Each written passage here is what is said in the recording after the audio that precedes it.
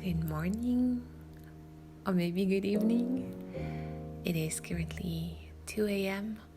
as I'm recording this little voiceover for the video that you are watching, and I thought that I could pop in and say a little hello. I hope that you are doing well and that you have some lovely knitting on your lap and maybe a warm beverage. Did you get a lot of knitting done over the past couple of weeks?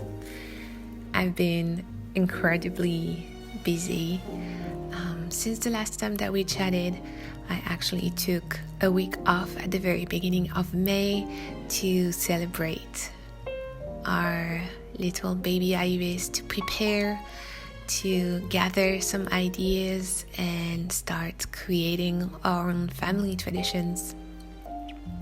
So the beginning of the month was relaxing and yet busy with all sorts of ideas and projects that I wanted to start, both from a personal perspective, but also for my designs and other things that I want to get started. So in terms of knitting, my needles have been clicking quite furiously since the last time that we talked. You've seen at the beginning of the video that I was working on a sock design, and that is going to be the very first pattern of the Whimsical sock collective, which, if you've been familiar with the Simple Sock Collective, which is a sock collection that I have released last year, the Whimsical Sock Collective is going to be quite similar in the sense that it's going to be a mystery sock along with several patterns released throughout the upcoming month. But the theme for this collection is whimsical, so you can expect some interesting textures. And the yarn that I am winding at the moment is a beautiful, naturally dyed, non-superwash, once again, yarn by Annabelle Williams, who's a natural dyer based in the UK. I was knitting a second version of the sock that you've seen at the beginning of the video. This is a 4-ply yarn compared to the Portuguese yarn, the Berra, that I used in the first sample that you've seen, which is more of a sport weight. So I wanted to see how different my gauge would be if I would knit the socks with the same needles, and how different the two pairs of socks would be. And I've knit the first one with a 2.5 millimeter needle, and I've done the same with the first sock knit with that yarn, and I'm not really liking the tension that I'm getting. So I'm gonna have to go back a little bit and knit a portion of it with a 2.25 millimeter needle and see if I like the texture first of all, and the fabric a little bit better, because the yarn is thinner, so I need to accommodate my needles with this yarn.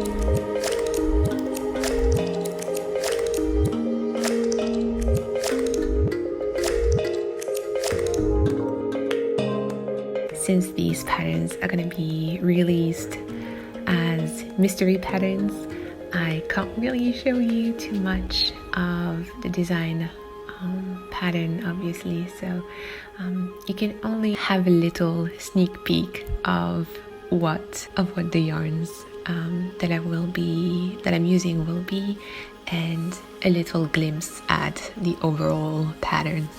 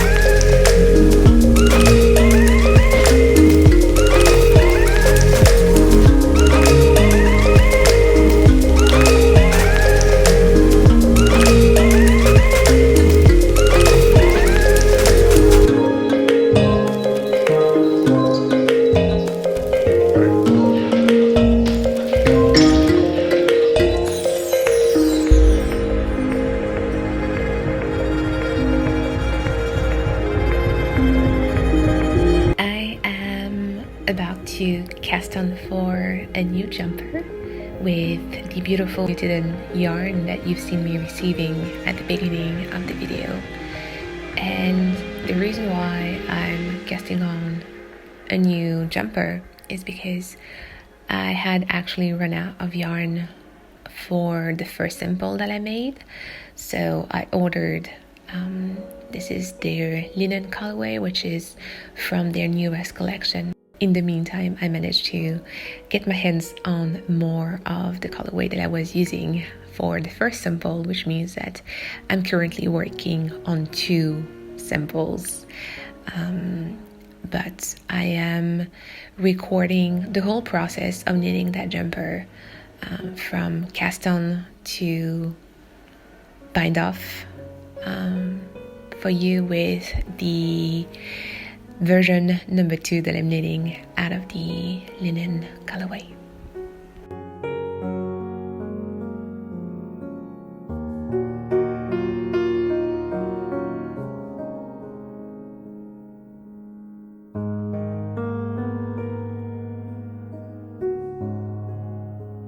Thank you so much to Skillshare for sponsoring this month's video. Skillshare is an online learning community for creative and curious people on topics including modern embroidery, illustration, creative writing, to name just a few. Over the past couple of months, I have found myself taking more and more drawing and illustration classes. I've always been fascinated by the work of illustrators. Seeing how they can interpret the world in their own way and recreate it is mesmerizing to me. But that evening in particular, I stumbled upon a class on stop motion by Colette Perry. I learned the basics, I know what I have to do, now I just have to give it a try. What I love the most about Skillshare is that not only am I able to work on my samples, but also learn new skills and all of that in the comfort of my own home. Skillshare is offering the first 1,000 of my subscribers that click the link in the description box 2 months free of trial of premium membership. Then after that, an annual subscription is less than $10 a month.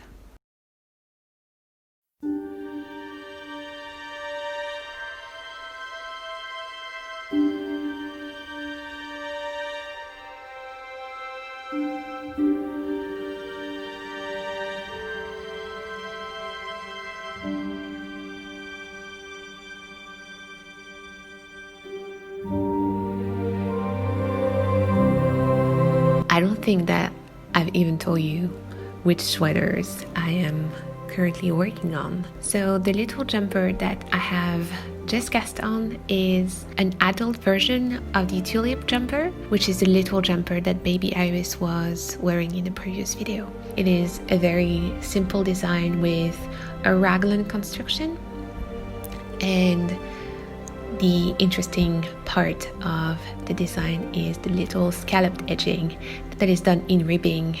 It was a lot of fun to work on this design and to figure out how I could incorporate that structural element to the design. It was a lot of trial and error because I've tried a couple of things and it did not work out, and I think I've only managed to achieve that look after my third or fourth attempt, and I couldn't be more happy about how this little hemline turned. It is so sweet and I really cannot wait to reach that portion of the design, but at the same time I am enjoying the combination of the two yarns that I'm using tremendously, and I really don't want to put it down actually. So I'm really grateful and happy that I have actually two versions on my needles at the moment, because I can work on some sleeves for one and then the body for the other. So yes, many rows of stockinette with nothing really going on. So so at the moment I have resumed working on the rust version and I have put the linen version on hold, and I'm gonna try to finish the rust version first. I'm very close to reaching the scalloped edging, so I'm probably going to show you that in the next video.